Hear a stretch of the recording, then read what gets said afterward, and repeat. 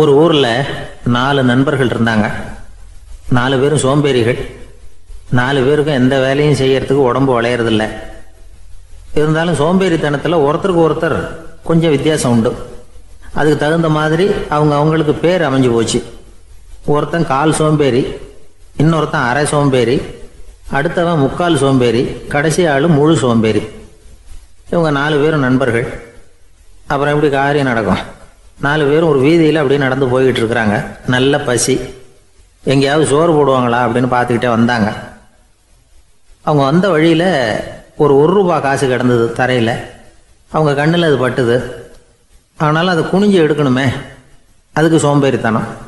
முழு சோம்பேறி பார்த்தான். பக்கத்தில் வந்துக்கிட்டு இருந்த முக்கால் சோம்பேறிக்கிட்ட சொன்னானா, டேய் அதை கொஞ்சம் குனிஞ்சு எடுறா அப்படின்னானா. அவன் என்ன பண்ணான் தெரியுமா? அதுக்கு அடுத்தபடியாக வந்த அரை சோம்பேறிகிட்ட சொன்னானா, டேய் நீ அதை கொஞ்சம் குனிஞ்சு எடுறா அப்படின்னானா. அவன் இவனை விட மோசம். அடுத்தவங்ககிட்ட சொல்லியிருக்கிறான். அவனும் குனியறதுக்கு தயாராக இல்லை. ஆக கூடி கடைசியில் யாருமே காசை எடுக்கலை. என்னத்துக்கு அனாவசியமாக உடம்ப வளைச்சிக்கணும் அப்படின்னு எல்லாரும் பேசாமல் வந்துட்டாங்க. அவங்க பாட்டுக்கு நடந்து வந்துக்கிட்டே இருக்கிறாங்க. எதிரில் ஒருத்தன் வாழைப்பழத்தை வண்டியில் வச்சு தள்ளிக்கிட்டே வந்தான். ரூபாய்க்கு 4 பழம்னு கூவி விற்றுக்கிட்டே வர்றான். இப்போ அந்த முழு சோம்பேறி சொன்னானா, டேய் வழியில் கிடந்ததை ரூபா, அதையாவது எடுத்துக்கிட்டு வந்திருந்தா இப்போ இந்த பழத்தை வாங்கி ஆளுக்கு ஒன்று சாப்பிடலாமே அப்படின்னானா. ஆமாம் சாப்பிட்ருக்கலாமே அப்படின்னாங்களாம் மற்றவங்களும். ஆனாலும் திரும்பி போய் அதை எடுக்கணும்னு யாருக்கும் தோணலை. பேசாமல் சோர்ந்து போய் நடந்து வந்தாங்களாம். இருட்டி போச்சு. வழியில் ஒரு கோவில். சரி இங்கேயே படுத்து தூங்குவோம் அப்படின்னா ஒருத்தன். அதுதான் சரின்னாங்க மற்றவங்களும். அப்படியே மண்டபத்தில் படுத்துட்டாங்க. கோவில் அர்ச்சகர் வேலையெல்லாம் முடிச்சு விட்டு வெளியில் வந்திருக்காரு. இவங்கள பார்த்தாராம். ஏன் இப்படி சோர்ந்து போய் கிடக்குறீங்க அப்படின்னு விசாரிச்சிருக்காரு. 2 நாளாச்சுங்க நாங்கள் சாப்பிட்டு அப்படின்னாங்களாம். அவர் உடனே ஐயோ பாவம் அப்படின்னு சொல்லி பானை, விறகு, அரிசி, தண்ணி எல்லாம் கொடுத்து நீங்களே சமையல் பண்ணி சாப்பிட்டுக்குங்க அப்படின்னு சொல்லிவிட்டு போயிட்டார். இந்த 4 பேருக்கும் சமையல் பண்ணி சாப்பிட்ணும்னு ஆசையாக தான் இருந்தது. ஆனால் அடுப்பு பற்ற வைக்கணுமே, அதுக்கு தீப்பெட்டி வேணுமே. தீப்பெட்டி இல்லை. இப்போ முழு சோம்பேறி ஆரம்பித்தான். அடுத்தவனை பார்த்து, டேய் கடைக்கு போய் ஒரு தீப்பெட்டி வாங்கிட்டு வாயேன் அப்படின்னு நானா. அவன் வழக்கம் போல் அடுத்தவங்ககிட்ட சொல்லியிருக்கான். அவன் அதுக்கு அடுத்தவங்ககிட்ட சொல்லியிருக்கிறான். கடைசியாக கால் சோம்பேறிக்கிட்ட வந்து சேர்ந்தது. அவனும் அது நம்மால் முடியாது அப்படின்னு பேசாமல் இருந்துட்டான். இப்போ தீப்பெட்டி வேணுமே, அதுக்கு என்ன பண்ணுறது? அவங்களுக்குள்ளே பேசி ஒரு முடிவுக்கு வந்தாங்களாம். அதாவது யார் முதல்ல வாயை திறந்து பேசுகிறாங்களோ அவங்க தான் தீப்பெட்டி வாங்கிறதுக்கு போகணும் அப்படின்னு. அவ்வளவுதான். உடனே 4 பேரும் வாயை கெட்டியாக மூடிக்கிட்டு படுத்துக்கிட்டாங்க. அவங்க சமையல் பண்ணி சாப்பிட்டாங்களா என்ன அப்படிங்கிறது அர்ச்சகருக்கு தெரியல. சரி பார்த்துட்டு வரலாமேன்னு வந்தார். வந்து பார்க்குறாரு, இவங்க 4 பேரும் அசையாமல் படுத்து கிடக்குறாங்க. அர்ச்சகர் பயந்துட்டார். ஒருவேளை பசி தாங்காமல் செத்து போட்டாங்களோ அப்படிங்கிற பயம், அல்லது நாம் கொடுத்த உணவுப் பொருளில் ஏதாவது விஷம் கலந்துருக்குமோ அப்படின்னும் பயந்தார். அப்படின்னா நம்ம மேலே பழி வந்துருமே அப்படின்னு நினச்சி நடுங்க ஆரம்பிச்சுட்டார். அப்புறம் அவரும் ஒரு முடிவுக்கு வந்தாராம். கோவிலுக்கு பக்கத்துலேயே ஒரு பெரிய குழி இருந்தது. அதில் ஒவ்வொருத்தரையா இழுத்துக்கிட்டு போய் போட்டார். கொஞ்சம் மண்ணை தள்ளினார். காலால் மிதித்தார். அவர் மிதித்த மிதி ஒருத்தன் அடி வயத்தில் போட்டுவிட்டுது. அவன் உடனே வலி தாங்காமல் ஐயோ அம்மான்னு அலறினான். உடனே நடந்தது என்ன தெரியுமா? மற்ற 3 பேரும் துள்ளி எழுந்திரிச்சாங்களாம். அவனை பார்த்து நீ தாண்டா தீப்பெட்டி வாங்க போகணும், நீ தாண்டா வாங்க போகணும், நீ தான் சத்தம் போட்ட அப்படின்னு சொல்லி ஆரம்பிச்சிட்டாங்களாம். அர்ச்சகர் பார்த்தார். இது பேய் மாதிரி தெரியுதுன்னு நினச்சிக்கிட்டு ஒரே ஓட்டமாக ஓடி போட்டாராம். கிராமப்புறங்களில் இப்படி ஒரு கதையை சொல்கிறது உண்டு. சோம்பல்ங்கிறது நம்ம முன்னேற்றத்துக்கு பெரிய தடை அப்படிங்கிறத நாம் புரிஞ்சுக்கணும். அதுதான் இந்த கதை சொல்கிற நீதி. ஒரு பள்ளிக்கூடத்தில் ஒரு புதுமையான போட்டி நடந்துதான். அதாவது சோம்பேறித்தனத்துக்கு பரிசு. அதில் 2வது பரிசு யாருக்குன்னு அறிவித்தாங்க. ஒரு பையன் எழுந்திரிச்சு மெதுவாக நடந்து போய் பரிசை வாங்கிட்டான். அடுத்தது முதல் பரிசு யாருக்கு அப்படின்னு அறிவிச்சாங்களாம். அவன் கடைசி வரிசையிலேருந்து கத்தனானா, ஐயா அதையும் அந்த பையன் மூலமாகவே கொடுத்து அனுப்பி வச்சுருங்க, இங்கே வந்ததை நான் வாங்கிக்கிறேன் அப்படின்னு நானா. என்னுடைய நண்பர் ஒருத்தர், அவருக்கு ஜாதகத்தில் நம்பிக்கை உண்டு. அவரே ஜோசியம்லாம் பார்ப்பார். என்ன சார் இந்த காலத்தில் இதையெல்லாம் நம்பிக்கிட்டு இருக்கீங்களே அப்படின்னு கேட்டால், உங்களுக்கு ஒன்றும் தெரியாது சார். இந்த உலகத்தில் ஒவ்வொருத்தரும் அவங்கவங்க செய்கிற நல்லது கெட்டதுக்கு தகுந்த பலனை அனுபவிச்சே தீரணும்பார். அது மட்டும் இல்லை, ஒருத்தர் செத்துட்டா கூட அவன் செஞ்ச பாவ புண்ணியங்கள் கூடவே போய்கிட்டு இருக்கோம் பார். அது எப்படி கூட போவோம் அப்படின்னு குதர்க்கமாக கேட்டால், அதுக்கு அவர் ஒரு கதை சொன்னார். அது ரொம்ப சுவாரஸ்யமாக இருந்தது. அது என்ன கதைன்னா, ஒரு ஊரில் ஒருத்தர் இருந்தாராம். அவர் ஜோசியம் பார்க்குறதுல ரொம்ப கெட்டிக்காரரான். ஒருத்தருடைய தலைமுடியை மட்டும் அவர்கிட்ட காட்டினா போதும், அதை மட்டும் பார்த்துட்டு அவருடைய ஜாதகத்தையே அலசி விடுவாராம். அப்பேற்பட்ட திறமை. அந்த ஆள் ஒரு சமயம் கன்னியாகுமரி கடற்கரைக்கு போயிருந்திருக்கார். அங்கே கரை ஓரமாக ஒரு மண்டை ஓடு கிடந்திருக்கு. அதை எடுத்து பார்த்துருக்கார். அந்த மண்டை ஓட்டை வச்சுக்கிட்டே அதோட ஜாதகத்தை அலசியிருக்கார். இந்த மண்டை ஓட்டுக்கு உரிய ஆசாமி வாழ்க்கையில் ரொம்ப கஷ்டப்பட்டிருக்கணும், நிறைய கஷ்டத்தை அனுபவிச்சிருக்கணும். அது தாங்க முடியாமல் தான் கடலில் விழுந்து தற்கொலை பண்ணிட்டு இருக்கான் அப்படிங்கிறத அவர் கணிச்சுட்டார். இருந்தாலும் இந்த மண்டை ஓடு இன்னமும் அனுபவிக்க வேண்டியது பாக்கி இருக்கு அப்படிங்கிறத அவர் உணர்ந்தாராம். அது சரி, ஒருத்தன் உயிரோடு இருக்கிற வரைக்கும் நல்லது கெட்டதை அனுபவிக்க முடியும், செத்ததுக்கு அப்புறமும் பாக்கி இருக்குன்னா அதை எப்படி அனுபவிக்கிறது?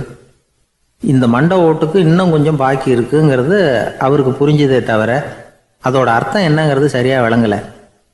சரி, இதை இன்னும் கொஞ்சம் விவரமாக ஆராய்ச்சி பண்ணுவோம் அப்படின்னு நினச்சிக்கிட்டு அதை தன்னுடைய வீட்டுக்கு எடுத்துகிட்டு போயிட்டார். அந்த மண்டை ஓட்டை ஒரு பெட்டியில் வச்சு பூட்டினார். தன்னுடைய தனி அறையில் அதை பத்திரமா வச்சுக்கிட்டார்.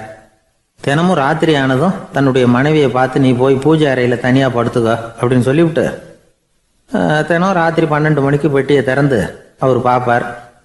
மண்டை ஓடு அப்படியே இருந்தது தவிர இன்னும் கொஞ்சம் பாக்கி இருக்குங்கிறதுக்கு அர்த்தம் அவருக்கு விளங்கலை. அந்த மண்டை ஓட்டுக்கு இன்னும் என்ன பாக்கி இருக்க போகுது? எப்படியோ ஒரு 10 நாள் போச்சு. அந்த வீட்டம்மாவுக்கு சந்தேகம் வந்துட்டுது. நம்ம வீட்டுக்காரரு நம்மளை தனியாக ஏன் தூங்க சொல்கிறார் அப்படிங்கிற சந்தேகம். உடனே பக்கத்து வீட்டு அம்மா கிட்ட விஷயத்த சொல்லியிருக்கிறாங்க. அந்த அம்மா உடனே, நீ கவலைப்படாத, நான் கண்டுபிடிச்சி சொல்கிறேன் அப்படின்னு சொல்லிவிட்டாங்களாம். அன்னைக்கு ராத்திரியே ஜன்னல் வழியாக எட்டி பார்த்துருக்குறாங்க.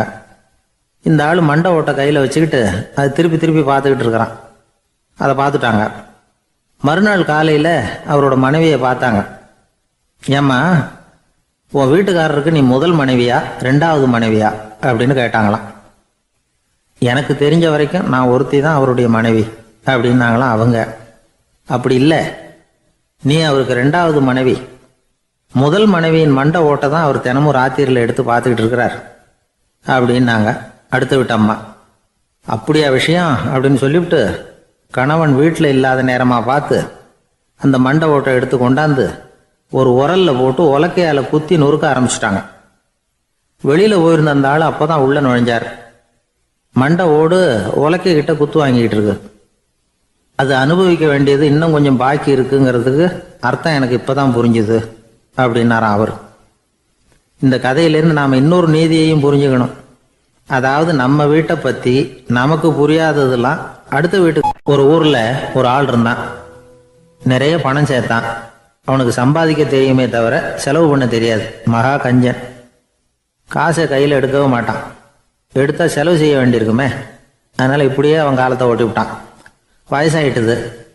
அவனுடைய மனைவி ஒரு நாள் கேட்டாங்க, இவ்வளவு நாளா நீங்கள் என்னை எங்கேயுமே அழைச்சிட்டு போனதில்லை, இப்போவாவது அழைச்சிட்டு போகக்கூடாதா அப்படின்னாங்க. எங்கே போகணும் சொல்லுன்னா. காசிக்கு போகணும், கங்கையில் குளிக்கணும்னாங்க. இவன் பார்த்தான், இதுக்கு ஏன் அவ்வளோ தூரம் செலவு பண்ணிட்டு போகணும், நம்ம ஊர் ஆற்றுலேயே குளிக்கலாமே, இதுவும் புண்ணிய நதி தான், இங்கே குளிச்சா அங்கே குளிச்ச பலன் கிடைச்சிரும் அப்படின்னா. சரின்னு 2 பேரும் ஆத்தங்கரைக்கு போனாங்க. அன்னைக்கு ஏதோ விசேஷம், நிறைய கூட்டம், நிறைய பேர் குளிச்சுக்கிட்டு இருக்கிறாங்க. கரையில் சில புரோகிதர்கள் நின்றுக்கிட்டு இருக்கிறாங்க. குளிக்கிறதுக்கு முந்தி அவங்கக்கிட்ட உட்காந்தா ஏதோ மந்திரம்லாம் சொல்லுவாங்க, கொஞ்சம் காசு கொடுக்க வேண்டியிருக்கும். அதனால் இவன் என்ன பண்ணான், ஆத்தங்கரையிலேயே கொஞ்சம் தூரம் போனான். ஊரை விட்டு தள்ளி வந்துட்டான். அங்கே யாருமே இல்லை. அப்பாடான்னு சந்தோஷப்பட்டான். குளிக்கலாம்னு புறப்பட்டான். இந்த நேரம் கடவுள் பார்த்தார், இந்த கஞ்சனுக்கு ஏதாவது புத்தி போகட்டணும் அப்படின்னு நினைச்சார். உடனே ஒரு புரோகிதர் மாதிரி உருவத்தை மாற்றிக்கிட்டு அந்த ஆள் முன்னாடி வந்து நின்னார். அவனுக்கு அதிர்ச்சி. இங்கே யாருமே இருக்க மாட்டாங்கன்னு நினச்சா இங்கேயுமே ஒரு ஆள் வந்துட்டாரு, என்ன பண்ணுறதுன்னு யோசனை பண்ணான். புரோகிதர் உருவத்தில் இருந்த கடவுள் சொன்னார், இதை பாருங்க, இன்னைக்கு விசேஷ நாள், நீராடுறதுக்கு முன்னாடி சுயகல்பம் பண்ணிக்கிறது ரொம்ப நல்லது அப்படின்னார். என்கிட்ட பணம் எதுவும் இல்லையேன்னா. பரவாயில்ல, அப்புறமா கொடுங்க, வாங்கிக்கிறேன். ஆனால் ஒன்று, எவ்வளவு கொடுப்பீங்கிறத மட்டும் இப்போவே சொல்லி கொடுங்க அப்படின்னார். இவன் ரொம்ப யோசனை பண்ணான். ஒரு 10 பைசா தரேன் அப்படின்னா. சரின்னு ஒத்துக்கிட்டு எல்லா கிரியைகளையும் அவர் செஞ்சார். அதுக்கப்புறம் கணவனும் மனைவியும் ஆற்றுல குளிச்சாங்க. அவர் போயிட்டார். கொஞ்ச நாள் கழித்து அவன் வீட்டுக்கு வந்தார் கடனை வசூல் பண்ணுறதுக்கு. வாசலில் நின்றுக்கிட்டு இருந்த அவன் மனைவி இவரை பார்த்ததும் தயங்க ஆரம்பித்தாங்க. அந்த அம்மா கிட்ட விஷயத்த சொன்னார். அந்த அம்மா ஓடி போய் உள்ளே இருக்கிற தன்னுடைய கணவர்கிட்ட சொன்னாங்க. அவன் யோசனை பண்ணான், இப்போ வெளியில் போனால் அவனுக்கு 10 காசு கொடுக்க வேண்டியிருக்கும், அதனால் எனக்கு காய்ச்சல்னு அந்த ஆளுகிட்ட சொல்லிவிடு, இன்னொரு சந்தர்ப்பத்தில் என்னை வந்து பார்க்க சொல்லு அப்படின்னா. அந்த அம்மா போய் சொன்னாங்க. அப்படிங்களா, அப்படின்னா அவரை நான் உடனே போய் பார்க்கணுமே அப்படின்னு உள்ள நுழைய ஆரம்பித்தார். அவங்க மறுபடியும் இருங்க தான் வரேன்னு சொல்லிவிட்டு உள்ள ஓடி விஷயத்த சொன்னாங்க. இது எதுடா வம்பா போச்சு அப்படின்னு பார்த்தான். மனைவியை கிட்டத்தில் கூப்பிட்டான். இந்த பாரு, ஜன்னி கண்டு நான் இறந்து போயிட்டதா சொல்லிவிடு அப்படின்னா சொன்னாங்க. புரோகிதர் பார்த்தார். அப்படின்னா ஒரு வழியாக இருந்து அவருடைய இறுதி சடங்குகளையும் நானே முடிச்சுட்டு போயிடுறேன் அப்படின்னார். உள்ளே இருந்தவன் யோசனை பண்ணான், அந்த ஆள் என்னை விட மாட்டான் போல இருக்கு, அதனால் ஒரு சவப்பெட்டியில் என்னை வச்சு தூக்கிக்கிட்டு மயானத்துக்கு போங்க பார்த்துக்கலாம் அப்படின்னா. புரோகிதரும் விடுற மாதிரி இல்லை, கூடவே நடந்து போயிட்டு இருக்கிறார். அங்கே இறக்கி சடங்குகளை முடிச்சுட்டு தீ வைக்கிற நேரம் பொட்டிக்குள்ளே இருந்த நம்ம ஆள் அலறி அடிச்சுட்டு வெளியில் ஓடி வந்தான். புரோகிதர் உருவத்தில் இருந்த கடவுள் சிரிச்சார், தன்னுடைய சுய உருவத்தை காட்டினார். அதுக்கப்புறம் அவனை கூப்பிட்டு, இதை பாருப்பா, ஏன் இப்படி அல்லாடுற, ஏதாவது வர வேணும்னா கேள்தரேன் அப்படின்னார். அவன் யோசனை பண்ணான். பகவானே, ஒரே ஒரு வரம் தான் உங்ககிட்ட கேட்கணும்னா. என்ன வேணும் கேளுன்னார். அந்த 10 பைசா தட்சணையை தள்ளுபடி பண்ணால் போதும் அப்படின்னா. கடவுளும் சரின்னு சொல்லிட்டு போயிட்டார். இப்படி ஒரு கதையை சுவாமி சிவானந்தர் சொல்லியிருக்கிறார். செல்வந்தர்கள் பல பேர் இப்படித்தான் இருக்கிறாங்க. தாங்களும் அனுபவிக்க மாட்டாங்க, அடுத்தவங்களுக்கும் கொடுக்க மாட்டாங்க. இது மாதிரியான கஞ்சர்களுக்கு இந்த உலகம் இல்லை, அந்த உலகம் இல்லைங்கிறார் அவர். இந்த கதையில் கடவுள் கடன் வசூலுக்கு வந்தது மாதிரி நம்ம ஊர் ஆள் ஒருத்தன் இன்னொருத்தர்கிட்ட 10 பைசா கடன் கொடுத்துட்டான்.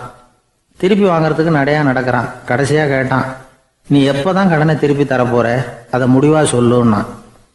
வர்ற வியாழக்கிழமை கண்டிப்பாக கொடுத்துருவேன் அப்படின்னானா அவன். அன்னைக்கு நான் ஊரில் இருக்க மாட்டேனே அப்படின்னானா இவன். அதனால் என்ன, நானும் தான் அன்னைக்கு ஊரில் இருக்க மாட்டேன் அப்படின்னானா. ஒரு ஊரில் ஒரு இளைஞன் இருந்தான். ஒரு நாள் அவன் ஒரு குருவை தேடிக்கிட்டு புறப்பட்டான். ஊரை விட்டு வெளியில் போனான். போகிற வழியில் ஒரு காடு. அந்த காட்டில் ஒரு மரத்தடியில் ஒரு பெரியவர் உட்காந்துருக்கிறார். அமைதியாக மௌனமாக அவர் அமர்ந்திருக்கிறார்.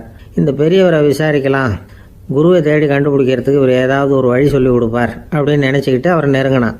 ஐயா, எனக்கு ஒரு குரு தேவை, எங்கே கிடைப்பார், அவரை எப்படி அடையாளம் கண்டுபிடிக்கிறது, அதை பற்றி ஏதாவது விவரம் சொன்னீங்கன்னா நான் கண்டுபிடிச்சிக்குவேன் அப்படின்ட்டுருக்கான். பெரியவர் நிமிர்ந்து பார்த்தார். தம்பி, அது ரொம்ப சுலபம். அவர் வயசானவராக இருப்பார், என்னை விட சுமார் 30 வயசு அதிகமாக இருக்கும். அவர் ஒரு மரத்தடியில் தான் உட்காந்துருப்பார் அப்படின்ட்டுருக்கான். சரிங்க பெரியவரே, அது என்ன மாதிரியான மரம், எப்படி இருக்கும் அப்படின்னு கேட்டிருக்கான். பெரியவர் அந்த விவரங்களையும் சொல்லியிருக்கிறாரு. அது மட்டும் இல்லை, சந்திக்கிற நாள், நேரம், வினாடி முதற்கொண்டு எல்லா விவரங்களையும் துல்லியமாக சொன்னாராம்.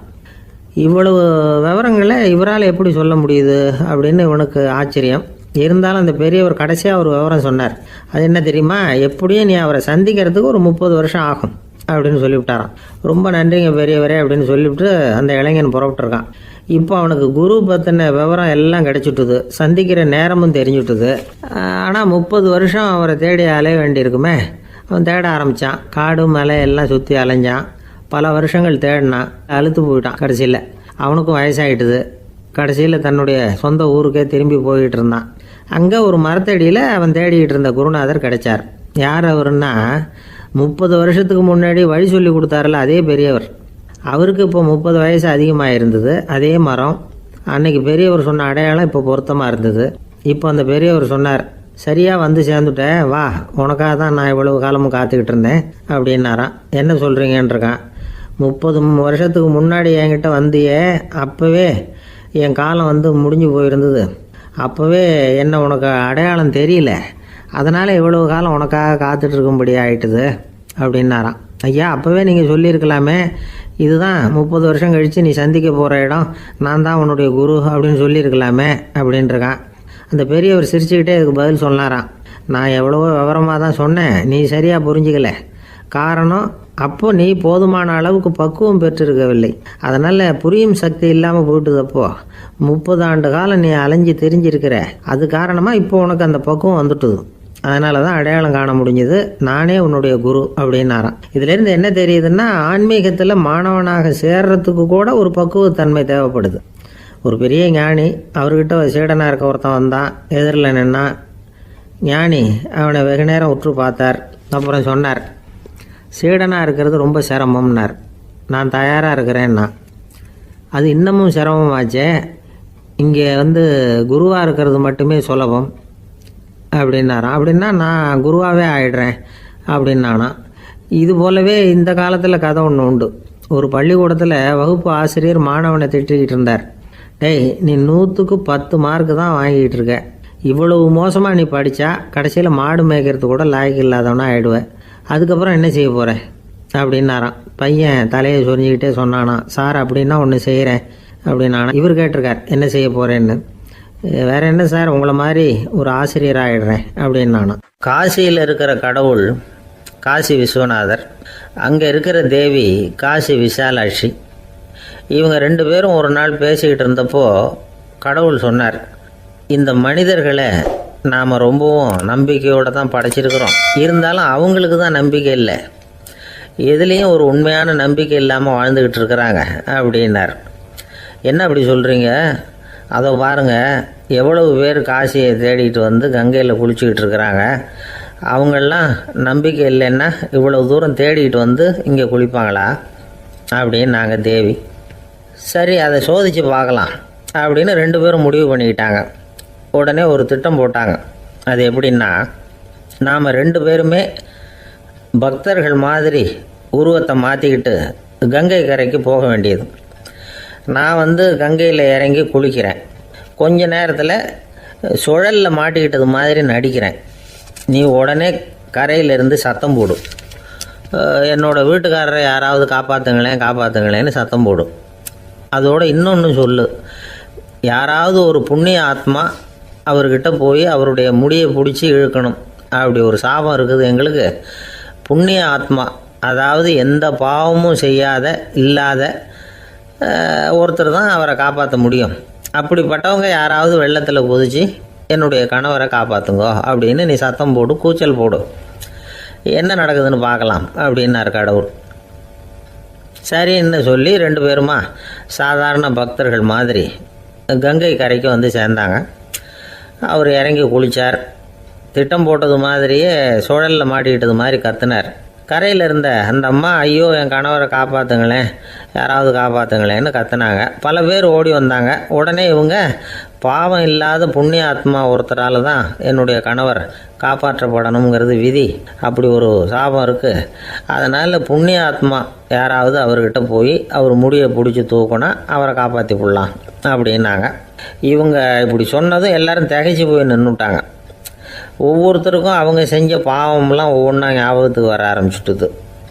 சரி, இதுக்கு நாம் லாயக்கு இல்லை அப்படின்னு சொல்லி ஒதுங்கி போக ஆரம்பிச்சிட்டாங்க எல்லாம். இந்த சமயத்தில் யாரோ ஒருத்தர் வேகமாக ஓடி வந்தார். ஆற்றுல குதிச்சார். அவர்கிட்ட போனார், முடியை பிடிச்சார், தூக்கினார், அவரை காப்பாற்றி கரைக்கு கொண்டுட்டு வந்துட்டார். அப்படி காப்பாற்றின அந்த ஆளை இவங்க 2 பேரும் தனியாக கூப்பிட்டுக்கிட்டு ஒரு மண்டபத்துக்கு வந்துட்டாங்க. விசாரிக்கிறாங்க. நீ யாரப்பா அப்படின்னு கேட்குறாங்க. ஏதும் தெரியாத மாதிரி. நான் இந்த ஊர் அன்ன சத்திரத்தில் வேலை செய்கிற ஒரு சமையல்காரன் அப்படிங்கிறார். நீ கங்கையில் குளிக்கிறது உண்டான்னு கேட்டிருக்காங்க. நான் இந்த ஊர்லேயே தான் இருக்கிறேன், இருந்தாலும் தினமும் கங்கையில் குளிக்கிறதில்ல, எப்பாவது ஒரு நாள் அங்கே குளிப்பேன் அப்படின்னார். கங்கையில் மூழ்கி எழுந்திரிச்சா பாவம்லாம் தொலையும்னு சொல்கிறாங்க. அப்படி இருக்கிறப்போ அங்கே இன்றைக்கி கங்கையில் குளிச்சுக்கிட்டு இருக்கிறவங்கெல்லாம் தங்களை புண்ணிய ஆத்மாவாக நினைக்கல. கங்கையில் குளிக்காத நீ உன்னை புண்ணிய ஆத்மாவாக நினச்சி என்னை காப்பாற்ற வந்திருக்கிற, அது எப்படி அப்படின்னு கேட்டார். அதுக்கு அந்த ஆள் சொல்கிறான், கங்கையில் குதித்ததுக்கு அப்புறம் தானே உங்களை காப்பாற்ற போகிறோம். அப்படி குதிக்கும் பொழுது என்னுடைய பாவம்லாம் போயிருக்கும்ல, நான் புண்ணிய ஆத்மாவாக ஆயிருப்பேனே, அதனால தான் துணிஞ்சு உங்களை காப்பாற்றினேன் அப்படின்னா. கடவுளும் தேவியும் அவனுக்கு காட்சி கொடுத்தாங்களாம். இப்படி ஒரு கதை உண்டு. அதாவது கங்கையில் குளிச்சுக்கிட்டு இருக்கிறவங்களுக்கே தங்களுடைய பாவம் போகுங்கிற நம்பிக்கை பரிபூர்ணமாக இல்லை. குளிக்காத ஒருத்தனுக்கு அந்த நம்பிக்கை இருந்தது. அதனால் அவனால் கடவுளை பார்க்க முடிஞ்சது. கடவுளை நாமளும் பார்க்க முடியுமா முடியாதா அப்படிங்கிற குழப்பம்லாம் நமக்கு வேண்டியதில்லை. நம்பிக்கையோடு வாழணுங்கிற உண்மையை மட்டும் இந்த கதையிலேருந்து புரிஞ்சுக்கிட்டா போதும். ஏன்னா இந்த கதையை கேட்டுட்டு ஒரு நண்பன் குதர்க்கமாக ஒரு கேள்வி கேட்டான். ஏன் சார், கங்கையில் குளித்தா பாவம் போயிடும்னு சொல்கிறீங்களே, நான் எனக்கு வேண்டாத ஒருத்தனை அழைச்சிட்டு போய் கங்கையிலேயே தள்ளி விட்டுட்டு அதுக்கப்புறம் அங்கேயே முழுக்க போட்டுட்டு நான் செஞ்ச பாவத்தை அதுலேயே கழுவி விட்டுட்டு மறுபடியும் உங்ககிட்ட வந்துடுறேன்னு வச்சுக்கோங்க, நீங்கள் என்னை புண்ணிய ஆத்மான்னு ஏற்றுக்குவீங்களா அப்படிங்கிறான். ஆள் கொஞ்சம் ஆசைந்தான், நம்மளே அங்கே அழைச்சிட்டு போனாலும் போயிடுவான். ஜவஹர்லால் நேரு பிரதமராக இருந்த சமயம் அவர் ஒரு தடவை சென்னைக்கு வந்திருக்கிறார். இங்கே சில முக்கிய நிகழ்ச்சிகளில் கலந்துக்கிறதுக்காக வந்திருந்தார். ஆளுநர் மாளிகையில் ஒரு நாள் ராத்திரி தங்கி மறுநாள் புதுடெல்லி புறப்படுறதாக ஏற்பாடு. நிகழ்ச்சியிலெல்லாம் முடிச்சுக்கிட்டு ஆளுநர் மாளிகையில் தங்கியிருக்கிறார். அன்றைக்கு இரவு படிக்கிறதுக்கு ஒரு முக்கியமான புத்தகம் அவருக்கு தேவைப்பட்டது. அந்த சமயத்தில் உலக அளவில் ஒரு முக்கியமான பொருளாதாரம் சம்பந்தமான ஒரு புத்தகம் வெளியாகி இருக்கிற விஷயம் அவருக்கு தெரியும். அந்த புத்தகம் மெட்ராஸுக்கு வந்திருக்குமா, அது இங்கே கிடைக்குமா அப்படின்னு விசாரிச்சிருக்கிறார் நேருஜி. அவர் இப்படி கேட்ட உடனே அங்கே இருந்தவங்கெல்லாம் ரொம்ப பரபரப்பாக செயல்பட ஆரம்பிச்சுட்டாங்க. முக்கியமான இடங்கள்ல எல்லாம் விசாரிச்சிருக்கிறாங்க அந்த புத்தகம் உங்ககிட்ட இருக்கான்னு. சென்னையில் உள்ள கன்னிமாரா நூல் நிலையத்துக்கு எப்படியும் அந்த புத்தகம் வந்திருக்கணும் அப்படின்னு ஒரு நம்பிக்கை. அங்கே விசாரித்தாங்க. அந்த புத்தகம் 2 நாளைக்கு முன்னாடி தான் அங்கே வந்திருக்குது அப்படிங்கிற விஷயம் தெரிஞ்சுது. உடனே எல்லாரும் அங்கே ஓடினாங்க. அவங்களுக்கு இன்னொரு சந்தேகம், புத்தகம் வந்திருக்கு சரி, அது இந்த சமயத்தில் வேறு யாரும் படிக்கிறதுக்கு எடுத்துகிட்டு போயிருக்கக்கூடாதே அப்படிங்கிற சந்தேகம் இருந்தாலும் மனசுக்குள்ளே ஒரு தைரியம். இப்படி ஒரு புத்தகம் வெளிவந்திருக்கிற விஷயமே நேருஜி சொல்லி தான் நமக்கே தெரியும். அதுவும் இல்லாமல் உலக பொருளாதாரம் சம்பந்தமான ஏதோ ஒரு புத்தகம் அது. அதை போய் இந்த நேரத்தில் அவ்வளவு ஆர்வமாக யார் எடுத்துகிட்டு போயிட போகிறாங்க அப்படிங்கிற தைரியம். இந்த தைரியத்தோடு அந்த நூல் நிலையத்துக்கு ஓடினாங்க. புத்தகத்தை தேடினா அது கிடைக்கல, யாரோ எடுத்துகிட்டு போயிருக்கிறாங்க. நேருவுக்கு மட்டுமே தெரிஞ்சிருந்த அந்த புத்தகம் பற்றின விஷயம் சென்னையில் வேற ஒருத்தருக்கும் தெரிஞ்சிருக்குது.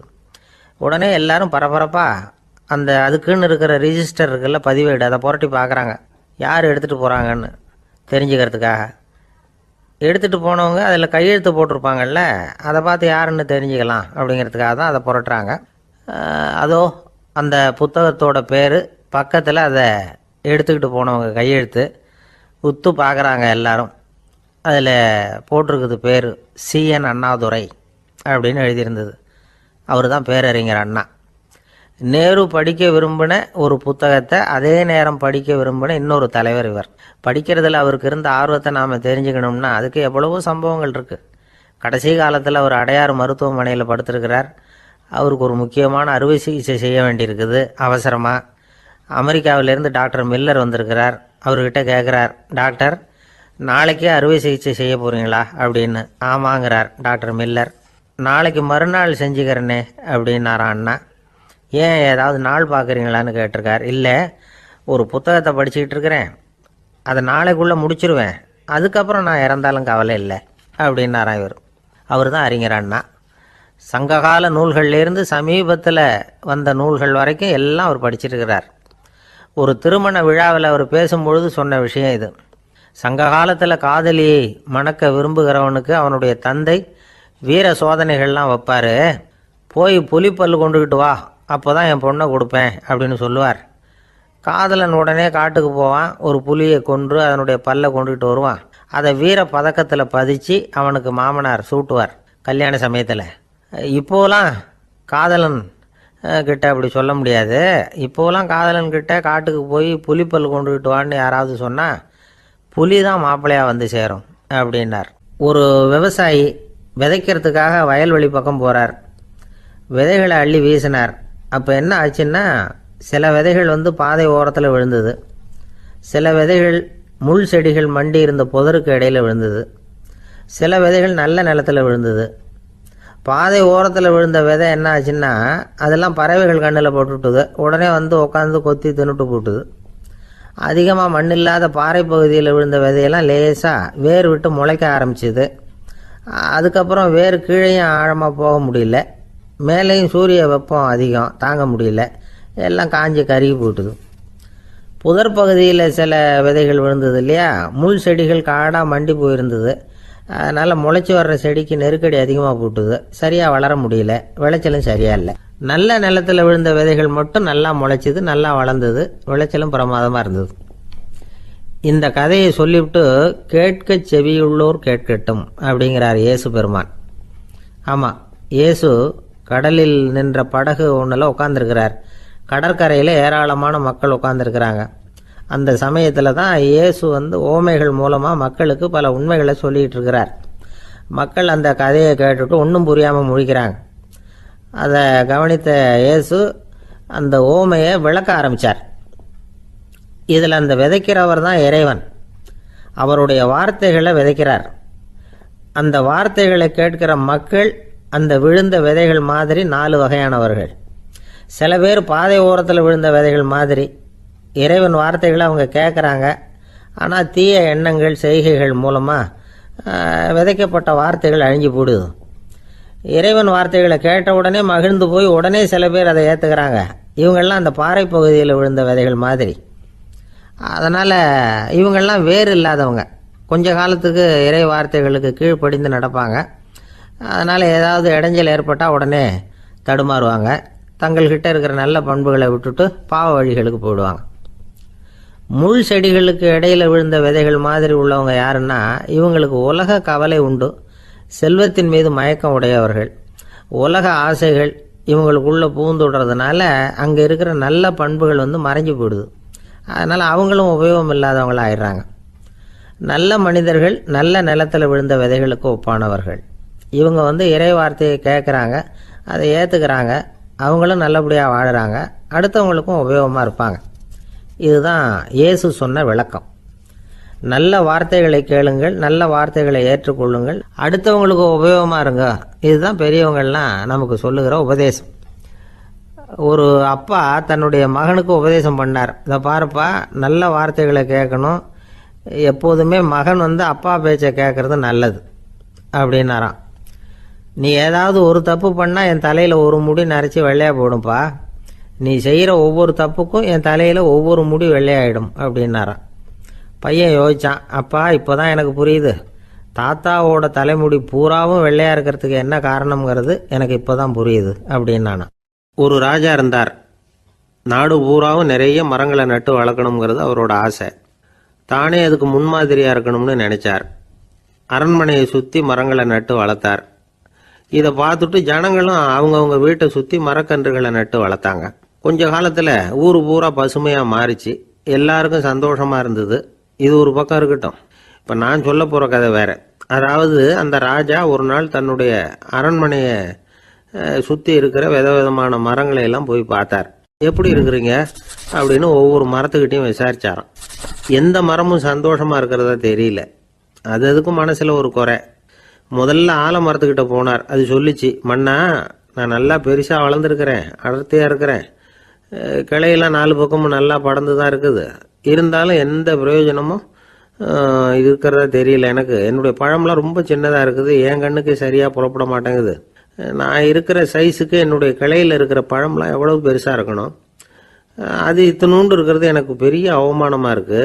இப்படி இங்கே நின்றுக்கிட்டு இருக்கிறதே ரொம்ப கூச்சமாக இருக்குது. ஒரு நல்ல புயல் வந்ததுன்னா பேசாமல் சாஞ்சு விடலாமான்னு பார்க்குறேன் அப்படின்னு புலம்புது ஆலமரம். சரி இருக்கட்டும்னு நினச்சிக்கிட்டு ராஜா அடுத்தபடியாக ஒரு அத்தி மரத்துக்கிட்ட போனார். அதுவும் புலம்ப ஆரம்பிச்சுட்டுது.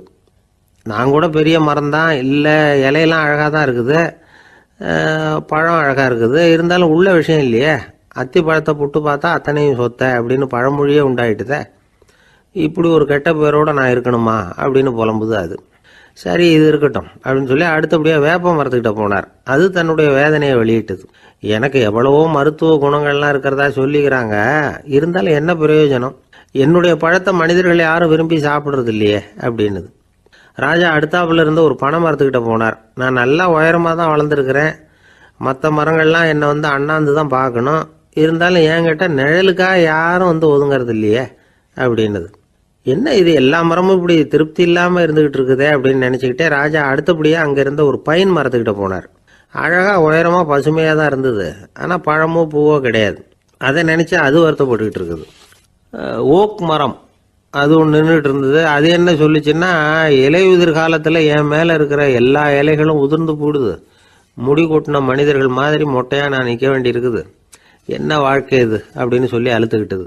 சரி, புளிய மரம் என்ன சொல்லுது பார்ப்போம்னு அதுகிட்ட போனா, என்னுடைய நிழலில் யாருமே தங்க மாட்டாங்க, உடம்புக்கு சூடுன்னு ஒதுங்கி போயிடுவாங்க. அடிமரத்தை பார்த்தீங்கன்னா பட்டையெல்லாம் உறிஞ்சி பார்க்கறதுக்கே கேவலமாக இருப்பேன் அப்படின்னுது அது. முருங்கை மரம் என்ன சொல்லிச்சு தெரியுமா? என்னுடைய இலை காயெல்லாம் சாப்பிட்றவங்களுக்கு சத்து கொடுக்கறது வாசவம்தான், ஆனால் என் உடம்புல சத்தே கிடையாது. கொஞ்சம் வேகமாக காற்று அடிச்சதுன்னா முறிஞ்சி விழுந்துடுறேன். என்ன வாழ்க்கை இது அப்படின்னு சொல்லி அது வருத்தப்பட்டது. ராஜா யோசனை பண்ணார். என்ன இது, மரங்கள் பூமியின் வரங்கள்னு சொல்கிறோம். மழை பெய்யறதுக்கு அதுதான் காரணம். பூமி செழிப்பாக இருக்கிறதுக்கும் அதுதான் காரணம். வீடு கட்டுறதுக்கு மரம், நாற்காலி செய்ய உபயோகப்படுத்துறதுக்கும் அதுதான் உபயோகப்படுது. மனுஷனுக்கு வேண்டிய ஆகாரங்களையும் கொடுக்குது. இப்படிலாம் இருந்தும் எல்லா மரமும் நிம்மதி இல்லாமல் இருந்துகிட்டு இருக்குதே அப்படின்னு நினைச்சார். அப்போ அங்கே இருந்த ஒரு மகிழ மரம் அவர் கண்ணில் பட்டுது. அந்த மரம் மட்டும் கொஞ்சம் நிம்மதியாக மகிழ்ச்சியாக இருக்கிறது மாதிரி தெரிஞ்சுது. உடனே ராஜா அதுகிட்ட போனார். உனக்கு மனசில் எதுவும் குறை இல்லையான்னு கேட்டார். இல்லை, நான் சந்தோஷமாக தான் இருக்கேன்னு அந்த மகிழ மரம். அப்படியான்னு ஆச்சரியமாக கேட்டார் ராஜா. ஆமாம் மன்னா, இந்த இடத்துல நீங்கள் ஒரு முருங்கை மரத்தையோ வேப்ப மரத்தையோ கூட நட்டிருக்கலாம். ஆனால் இந்த இடத்துல நடுறதுக்கு என்ன தேர்ந்தெடுத்துருக்குறீங்க, அதுவே எனக்கு பெருமை, அதுவே எனக்கு திருப்தி அப்படின்னு தான் மகிழ மரம். மகிழ மரம் சாதாரணமாக தான் இருக்கும். இளம் மஞ்சள் நிறத்தில் பூக்கள், அது காய்ந்தும் மனம் வீசும். மகிழ மரம் மாதிரி மன திருப்தியோடு வாழறதுக்கு நாம் கற்றுக்கணுமா. நாம் இந்த உலகத்தில் ஒரு நாயாவோ நரியாவோ கூட பிறந்திருக்கலாம், மனுஷனாக பிறந்திருக்கிறோம், அதுவே பெருமை தானே. இந்த நிறைவு தான் மகிழ்ச்சியின் ரகசியம். ஒரு பையன் அப்பா கிட்ட போய், அப்பா நீங்கள் இந்த உலகத்தில் ஒரு மனுஷனாக பிறந்தது என்னோட அதிர்ஷ்டம் நானா. ஏண்டா அப்படி சொல்கிறேன்னு இருக்கார் அப்பா. நீங்கள் ஒரு கரடியாக பிறந்திருந்தா இந்நேரம் நானும் ஒரு கரடி குட்டியாக தானே இருந்திருப்பேன் அப்படின்னு நானா பையன். துருக்மேனியாவில் அஷ்காபாத் அப்படின்னு ஒரு நகரத்தில் ஒரு புவியியல் விஞ்ஞானி இருந்தார். அவர் ஒரு நாய்க்குட்டி வளர்த்தார். ஒரு நாள் முன்னிரவு நேரம் ஒரு மேஜைக்கு முன்னாடி உட்காந்து அந்த விஞ்ஞானி ஏதோ கணக்கு போட்டுக்கிட்டு இருக்கிறார். அவருக்கு ஒரு சின்ன பெண் குழந்தை, அது தொட்டிலில் தூங்கிட்டு இருக்குது. அந்த நாய்க்குட்டியும் ஒரு மூலையில் படுத்து அது பாட்டுக்கு தூங்கிட்டு இருந்தது. ஒரே அமைதி. அந்த நேரத்தில் திடீர்னு அந்த நாய்க்குட்டி துள்ளி எழுந்திரிச்சது. நேராக குழந்தைகிட்ட ஓடிச்சு. அந்த குழந்தைய அது போட்டிருந்த ட்ரெஸ்ஸோடு சேர்த்து கவ்வி தூக்குச்சு. தூக்கிக்கிட்டு வாசல் பக்கம் ஓடிச்சு. நாய்க்குட்டி குழந்தைய கவ்வி தூக்க முடியுமாங்கிற சந்தேகம் உங்களுக்கு இல்லையா? நீங்கள் நம்ம ஊர் நாய்க்குட்டியவே பார்த்து பழக்கப்பட்டிருக்கீங்க, அதனால் நம்புறதுக்கு சிரமமாக இருக்கும். அந்த ஊரில் எல்லாம் அது ரொம்ப ஸ்ட்ராங்காக இருக்கும், ஒரு ஏதோ கண்ணுக்குட்டி மாதிரி இருக்கும். விஞ்ஞானி அதை பார்த்துட்டார். உடனே அந்த நாய்க்கு வெறி பிடிச்சிட்டுதுன்னு முடிவு பண்ணிட்டு தன்னோட கை துப்பாக்கியை எடுத்துக்கிட்டு ஓடி வந்தார். அவர் வெளியில் நாய்க்குட்டி எங்கே அப்படின்னு பார்த்து தேடுறார். அந்த நேரத்தில் அந்த வீடு இடிஞ்சு விழுது. காரணம் பூமி அதிர்ச்சி. இப்படி பூமி அதிர்ச்சி உண்டாக போகுதுங்கிறது அந்த நாய்க்குட்டிக்கு முன்னாடியே தெரிஞ்சு போச்சு. அதுதான் குழந்தைய தூக்கிட்டு வெளியில் ஓடி வந்திருக்குது. அது மூலமாக அந்த குடும்பத்தையே காப்பாற்றிருக்குது அந்த நாய்க்குட்டி. இந்த சம்பவம் நடக்கிறதுக்கு 3 நாளைக்கு முன்னாடியே சில பிராணிகளுக்கு இப்படி நடக்க போகுதுங்கிறது தெரிஞ்சிருக்குதான். ஆமாம், அந்த நகரத்தில் 3 நாளைக்கு முன்னாடியே பாம்பு, பல்லி இதெல்லாம் அது தங்கியிருந்த வலையை விட்டு வெளியில் ஓடி வந்துட்டுது. அதே மாதிரி அங்கே இருந்த புறாவெல்லாம் பறந்து போயிடுச்சான். இதே மாதிரி யுகோஸ்லோவியாவில் கூட ஒரு நகரம், அங்கே ஒரு நாள் ராத்திரி ஒரு மிருக காட்சி சாலையில் திடீர்னு ஒரு பெரிய கலவரம், கூச்சல், குழப்பம். அங்கே இருந்த கழுதை, புலி, யானை, பறவை எல்லாம் கண்ணாபின்னான்னு கத்த ஆரம்பிச்சுட்டுது. நீர் யானை அதுக்குன்னு போட்டிருந்த தடுப்பையே தாண்டி குதிச்சு வெளியில் வந்துட்டு தான். மறுநாள் தான் எல்லாருக்கும் விஷயம் புரிஞ்சுது. அடுத்த நாள் காலையில் அங்கே பூமி அதிர்ச்சி உண்டாயிட்டுது. இப்போ பாருங்க, அதாவது மனுஷனை போய் தீர்க்க தரிசி அது இதுன்னு சொல்லிட்டு இருக்கிறோம். இவனை விட அது பரவாயில்லைன்னு தோணுது. அதாவது மிருகங்கள் ஒன்று நடக்க போகுதுங்கிறத முன்னாடியே புரிஞ்சுக்குதே. சரி, இதெல்லாம் எப்படி அது முன்கூட்டி புரிஞ்சுக்குது? அதுதான் படைப்பு ரகசியம். அதை கண்டுபிடிக்கிறதுக்கு தான் மனுஷன் ஆராய்ச்சி பண்ணிகிட்டு இருக்கிறான். விஞ்ஞானிகளோட ஆராய்ச்சியெல்லாம் ஒரு பக்கம் இருக்கட்டும், வீட்டுக்குள்ளேயே சில ஆராய்ச்சி பண்ணி பாருங்களேன். இப்போ சில யோசனை சொல்லி அதை சோதனை பண்ணி பாருங்க அப்படின்னு ஒருத்தர் சொன்னாராம். அதாவது இப்போ மழை வருமா வராதா அப்படின்னு தெரிஞ்சுக்கணுமா, உடனே ஒரு பூனைக்குட்டி பின்னாடியே மெதுவாக போய் அது என்ன செய்யுதுன்னு கவனித்து பார்க்கணும். பூனைக்குட்டி தன்னோட பாதத்தினால சுகத்தில் அப்படி கீறிக்கிட்டு இருக்கும். அப்படி கீறினா கண்டிப்பாக மழை வரும். சில சமயம் பூனைக்குட்டி அப்படி மல்லாந்து படுத்துக்கிட்டு பாதத்தை உயர தூக்கும், அப்படியும் புரளும். இப்படி செஞ்சதுன்னா அன்னைக்கும் மழை இருக்காது. அதனால் முன்னாடி இருந்தது மழை வர்றதுக்கு அறிகுறி, இது மழை இல்லைங்கிறதுக்கு அறிகுறி. பறவைகள், பிராணிகள் இதுகளோட நடவடிக்கைகளை பார்த்துட்டு அதையெல்லாம் அடிப்படையாக வச்சு தான் காலநிலையை கண்டுபிடிக்கிற கருவிகளை கண்டுபிடிச்சிருக்கிறாங்க. வாத்து இருக்குல்ல, சில சமயம் தன்னோட அழகை தன்னோட இறகுகளில் அப்படியே புதைச்சிக்கும். அப்படி செஞ்சால் குளிர்காலம் வரப்போகுதுன்னு அர்த்தம். பருவநிலை குளிராக மாறப்போகுதுங்கிறதுக்கு இதுதான் அறிகுறி. சிட்டுக்குருவி இருக்குதுல்ல, அதெல்லாம் புழுதியில் உழுந்து புரளும், சிறகுகளை படபடன்னு அடிச்சுக்கும். அப்படி செஞ்சால் மழை வரப்போகுதுன்னு அர்த்தம். ஒன்று மட்டும் நாம் நல்லா தெரிஞ்சுக்கணும், இயற்கையின் சீற்றம்னு சொல்கிறோம் இல்லையா, இயற்கை ஏன் நம்ம மேலே கோவப்படுது? இயற்கையை நாம் அனுசரித்து போகிறதில்ல, அதனால் கோவப்படுது. காடுகளை அழிக்கப்படாது, விலங்குகளை கொல்லக்கூடாது, இயற்கை ஏற்படுத்தி வச்சிருக்கிற சமநிலையை கெடுக்கக்கூடாது. அதை புரிஞ்சுக்கிட்டு வாழ்ந்தோம்னா பூமியும் நடுங்காது, நாமளும் நடுங்க வேண்டிய அவசியம் இருக்காது. ஒருத்தர் இருந்தார், சாராய கடைக்கு போனாராம், நிறைய சாப்பிட்டார். அப்புறம் சொன்னார், இது ரொம்ப அற்புதமான சரக்கு போல் இருக்குது, உள்ளே போன உடனே இந்த பூமியே நடுங்கிறது மாதிரி இருக்குது எனக்கு அப்படின்னாராம். இதுக்கு கடைக்காரர் சொல்லியிருக்கார், நீங்கள் சாப்பிட்டது வெறும் பச்சை தண்ணி தாங்க, இப்போ ஏற்பட்டிருக்கிறது நிஜம் பூமி அதிர்ச்சி அப்படின்னாராம்.